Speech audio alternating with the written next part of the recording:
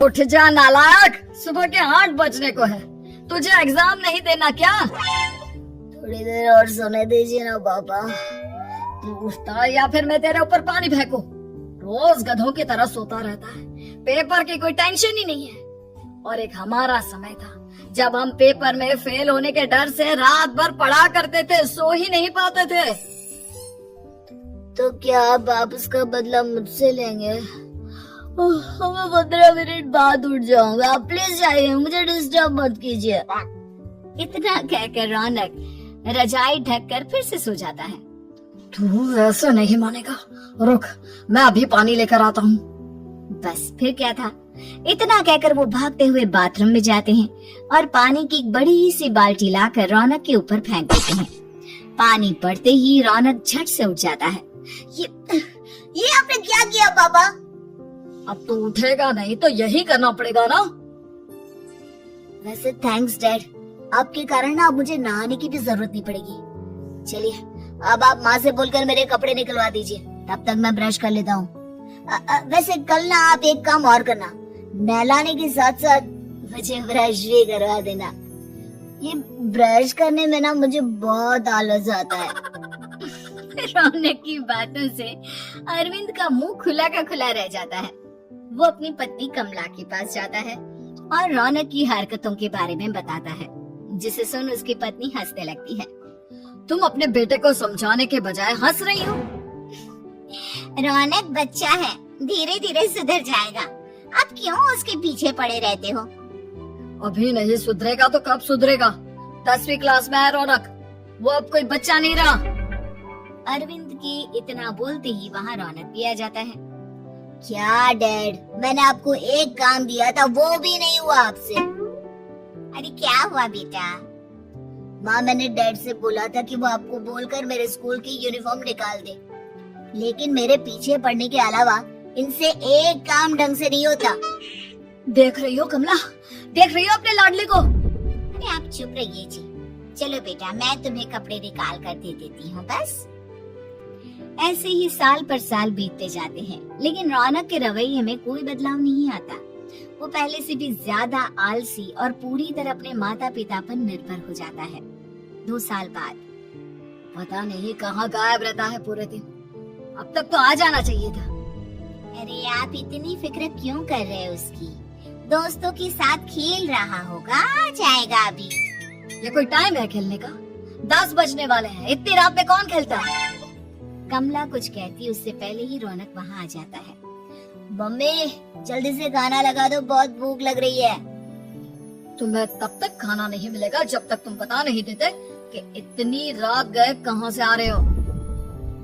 Oh please dad, अब आप AC पे प्रद्युमन बनकर मेरे सर पर बंदूक लेकर मत बैठ जाना। अपनी फालतू की बकवास बंद कर और बता कहाँ से आ रहा है।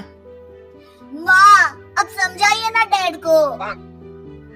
बता देना बेटा, इनको भी तसल्ली हो जाएगी। आप बोल रही हैं तो बता देता हूँ, मैं दोस्तों के साथ मूवी देखने गया था, इसलिए देर हो गई। तू इन सब चीजों में मेरे पैसे उड़ाता है? कभी 1 रुपया कमाने के बारे में सोचा है तूने? जब देखो हवा की तरह पैसे उड़ाता रहता है। माँ अब आप इन्हें चुप करा दीजिए, वरना ना मुझे गुस्सा आ जाएगा। अच्छा क्या कर लेगा? बता ना क्या कर लेगा तू? वैसे बात तो ठीक ही है, मैं कर ही क्या सकता हूँ। पैसे तो फिर भी मैं आपसे ही मांगूंगा ना। चलिए अब ये सब बात छोड़िए और मम्मी मेरे लिए खाना लगा दीजिए। अभी लगा देती हूँ बेटा। मैं बता रहा हूँ कमला, एक दिन ये ऐसे ही बिगड़ जाएगा। उफ़ो, आप क्यों इतना पीछे पड़े रहते हो मेरे बच्चे के? बात की बात में देखेंगे, अभी आप शांति से उसे खाना खाने देंगे। अगले दिन, डैडी मुझे 10,000 रुपए चाहिए। हाँ? अब इतने पैसे क्यों चाहिए तुझे?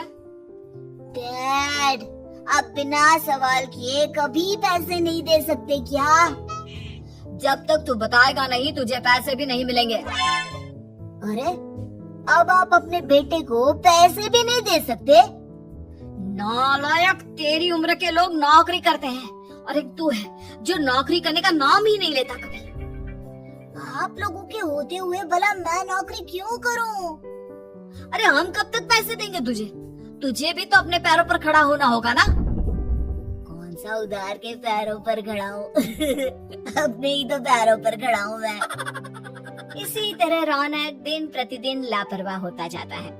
उसकी लापरवाही को देखते हुए अरविंद और कमला अपने बेटे की शादी कराने का फैसला लेते हैं और 1 महीने के अंदर अंदर ही रौनक की शादी मेघा नाम की लड़की से करा देते हैं। शादी के कुछ दिन बाद, रौनक, मुझे एक अच्छी सी साड़ी चाहिए, आप ला दोगे ना? हाँ, क्यों नहीं। कितने तक की आती है साड़ी? यही करीब 5,000 तक की। तुम चिंता मत करो, मैं आज ही डैडी से पैसे मांगकर तुम्हारे लिए साड़ी ले आऊंगा। आप कब तक ऐसे ही अपने पापा से पैसे मांगते रहेंगी? कोई अच्छी सी नौकरी क्यों नहीं कर लेते आप? अरे डैड के होते हुए मुझे नौकरी करने की जरूरत ही क्या है? फिर आप ऐसे कब तक उनसे पैसे मांगते रहेंगे? कुछ आपको अपने दम पर भी तो करना होगा ना। अब तुम भी बाकी लोगों की तरह मुझे ज्ञान देना शुरू मत कर देना। साड़ी चाहिए ना तुम्हें, मिल जाएगी बस। इतना कहकर रौनक अपने पिता से पैसे मांगने चला जाता है। डैडी, मुझे 5,000 रुपया चाहिए। अब 5,000 क्यों चाहिए तुझे? वो मेघा को साड़ी चाहिए थी। अरविंद आगे बिना कुछ कहे चुपचाप उसे पैसे निकाल कर दे देता है। कुछ दिन बाद, तुम्हें नहीं लगता कमला, रौनक हम पर पहले से भी ज्यादा डिपेंड हो गया है? मुझे तो अब उसकी भविष्य की चिंता होने लगी है। कल को हमें कुछ हो गया तो वो क्या करेगा? काश तुमने पहले ये सोच लिया होता तो आज हमारा बेटा इतना लापरवाह नहीं होता। तब मुझे कहाँ पता था कि मेरा लाड प्यार उसे इतना बिगाड़ देगा कि वो इस हद तक लापरवाह बन जाएगा। कोई बात नहीं, अभी भी देर नहीं हुई। मुझे पता है उसे कैसे सुधारा जा सकता है। कैसे? अरविंद कुछ कहता उससे पहले रौनक वहाँ आ जाता है और पैसों के लिए हाथ फैलाने लगता है। डैड, मैं और मेघा बाहर घूमने जाना चाहते हैं। अरे वाह, ये आज सूरज कहाँ से निकला है? Dad please. अच्छा चलो अब मुद्दे की बात करो। मुझे अब 25,000 चाहिए। अब तुम्हें 1 रुपया भी नहीं मिलने वाला। अगर तुम्हें पैसों की इतनी ही जरूरत है तो कोई ढंग की नौकरी कर लो। मम्मी, आप कुछ कहिए ना डैड को। बेटा, वो गलत क्या बोल रहे हैं? ये सब हम तेरे भले के लिए ही तो कर रहे हैं। मम्मा, मैंने बताया ना आपको, मुझे नहीं करनी कोई जॉब वॉब। तो ठीक है, निकल जाओ हमारे घर से। तुम्हारे जैसे लोगों के लिए मैंने ये घर खड़ा नहीं किया है। जितना ये घर आपका है ना, उतना ही मेरा भी है। मैं कहीं नहीं जाने वाला। जाना तो पड़ेगा ही तुझे, क्योंकि अब मैं तेरा कोई भी खर्चा नहीं उठाने वाला। ठीक है, मत उठाइए मेरा खर्चा, मैं अपने दम पर भी जी सकता हूँ। तो बेशर्मों की तरह अब तक यहाँ क्यों खड़ा है? अपना सामान ले और निकल जाए यहाँ से। रौनक पैर पटकते हुए वहाँ से चला जाता है। घर से निकालना जरूरी है क्या उसे? बिना पैसों के कौन रखेगा उसे किराए पर? अगर उसका भविष्य सुधारना है तो हमें अपने दिल पर पत्थर रखकर ये कदम उठाना ही होगा। दोनों बात कर रहे होते हैं कि रौनक अपनी पत्नी के साथ एक बड़ा सा बैग लेकर घर से निकल जाता है, लेकिन घर से बाहर उसे कोई भी मुफ्त में अपने घर किराए पर नहीं रखता। अंत में थक हार कर वो फिर से अपने घर चला जाता है। क्या हुआ? थोड़ी देर पहले तो दहाड़ते हुए घर से निकला था, अब क्या हुआ? नहीं रखा ना किसी ने तुझे किराए पर? डैड प्लीज, मैं कुछ दिनों में कोई अच्छी सी नौकरी शुरू कर दूंगा। आप तब तक तो हमें रख लीजिए प्लीज। सुबह से रात हो चुकी है लेकिन कोई हमें रखने को राजी नहीं है। अब आप ही बताइए, इतनी रात को मैं मेघा को लेकर कहाँ जाऊंगा? ठीक है, बहू की वजह से मैं तुझे घर पर रख रहा हूँ, लेकिन तू इस घर में एक बेटे की नहीं बल्कि एक किराएदार की हैसियत से रहेगा। 3 महीने है तेरे पास। इन 3 महीनों के अंदर अंदर मुझे तेरी पहली तनख्वाह हाथ में चाहिए, समझ गया? पक्का डैड, इन 3 महीनों के अंदर अंदर तो कोई बढ़िया सी नौकरी ढूंढ ही लूंगा मैं। ऐसे ही धीरे धीरे समय बीतने लगता है और अरविंद के दिए 3 महीनों में से 2 महीने बीत चुके होते हैं। पापा जी ने हमें 3 महीने दिए थे, जिसमें से 2 महीने तो बीत चुके हैं। अब ये आखिरी महीना बचा है। अरे तुम चिंता मत करो, आज मेरा ना 2 जगह इंटरव्यू है, दोनों में से कहीं ना कहीं तो जॉब लगी जाएगी।